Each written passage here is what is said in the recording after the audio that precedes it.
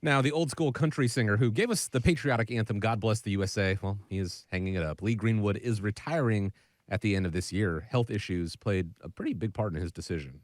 This is not one of those farewell and then come back next year. Hey, I'm back. As I just turned 81, this is a factor. I've had some surgeries. I have titanium knees. I have a titanium cage in my back with 10 screws. And I don't think I can do this much longer. Considering that, my wife and I have been married 31 years. She has yet to have my total time. It's only fair, I think, that I back away at this point and have no distractions but her and I, and give these last few years that I will live to her and my two sons. Extremely, the song resonates extremely well with me as my father, as we've talked about before, being a Desert Shield, Desert Storm veteran, heard it very often. So we certainly wish Mr. Greenwood the best of luck in his health journey going forward. Medical costs and long-term care can eat into a retirement plan. Where should the planning for that expense actually start? Well, I would agree with you. I wish Mr. Greenwood happy retirement. I can think of how many times I've played his song at hockey arenas for the kids as they've been playing hockey. In fact, I've even used it in the past 20 years on the radio multiple different times. So, love supporting America, love supporting our veterans, but one thing we don't love is the high medical cost. And when you look at, medical cost and long-term care cost, it really can eat a lot into a retirement plan. In fact, as many of you have heard on the show before, about 40% of the time that people are forced into early retirement, it's due to a healthcare related situation for them or a loved one. And that ends up, creating a crisis mode. So when I'm telling people when to plan for it, the first thing I'm saying is, really 5 years before retirement, you got to start drilling this down and getting a specific plan in place, especially if you're going to plan on retiring before the age of 65. And the reason being is a lot of people are going to end up purchasing their health insurance through the Affordable Care Act pre-65. And while doing that, there's going to be certain types of income like withdrawals from traditional IRAs or 401ks, Social Security income. Those sources are considered countable income to determine what your, quote, fair share is on your health insurance cost.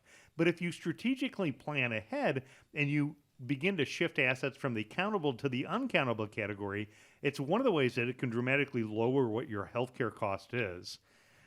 I'd say also do it annually once you get onto the affordable health care, and or if you transition into Medicare, you'd be wanting to do it on an annual basis. And then when you're planning ahead and looking further down the road, the issue of long-term care, we're predominantly thinking about the terms of when somebody is slowing down, maybe in the situation where they're going to need help with maintaining control and independence around the home. It could be assisted living all the way to nursing home.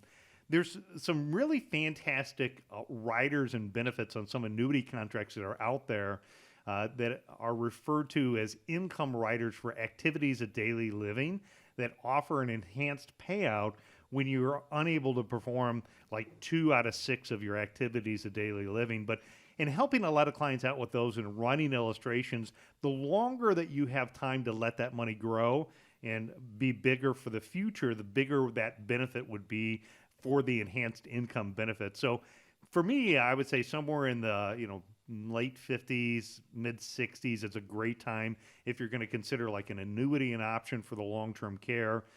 Traditional long-term care insurance, when you look at traditional long-term care insurance, you've got to qualify for that. So, you obviously want to do something before you have a healthcare related issue, because if your health changes, it could become unaffordable, or they could simply say no at the insurance company. And that would be the same as true with life insurance. So some of these life insurance as an option include riders on the policy where you can accelerate the benefits while you're alive if you have some type of critical or chronic illness.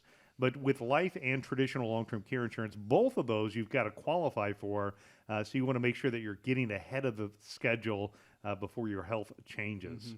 The only other thing I'd add to that, Nolan, is that the earlier the better, in my opinion, because when you look at the time value of money, or what amount of money do I have to save now to have enough money for long-term care, it's a pretty big difference when you look at the compounding effect of investing your money over time. So let's say, for instance, the average 65-year-old is going to need about $315,000 for long-term care over their lifetime. if I invested, in 30 years, so if I started, let's say in my 30s, late 30s, I'd only need about $72,000 to invest at age 35 so that I had $315,000 saved by age 65. That would be my healthcare bucket. However, if I start and I only have 20 years, so let's say if I start in my 40s at 45, I need 118,000, and if I start in my mid 50s, I need almost $200,000 to save to have $315,000. So that just kind of gives you an idea of time is, of the essence. The earlier you can start the investment strategy, the better. Otherwise, if you're behind the eight ball, if you're playing a little bit of catch up, then the insurance program is really, you can't beat the long-term care riders associated with a life insurance policy because we're leveraging our time. We don't have the 20 or 30 years to save the money, and so if we need it sooner than later, we're going to have to use something to leverage every dollar that we invest in. And so if you're not a fan of life insurance, I get that. Some people don't like the concept.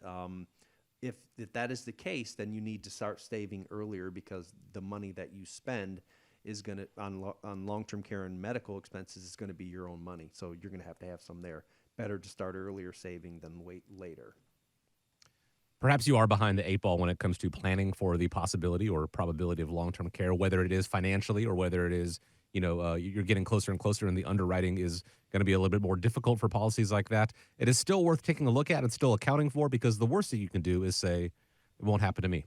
We hope that's the case. We certainly do, genuinely. But, as people are living longer and longer, the need for some form of assistance becomes more and more likely. And so you don't want it to be the ultimate undoer of your retirement by not accounting for it. It's part of the planning process, and the team at America's Retirement Headquarters and America's Medicare Associates can help weigh the pros and cons and figure out what's going to work best for you. All you have to do to get started is give them a call, 419-794-3030. You can also schedule a time online, arhq.com. Don't forget, click on the events tab. A lot of great things coming up in the next couple months that they've got planned for you, arhq.com.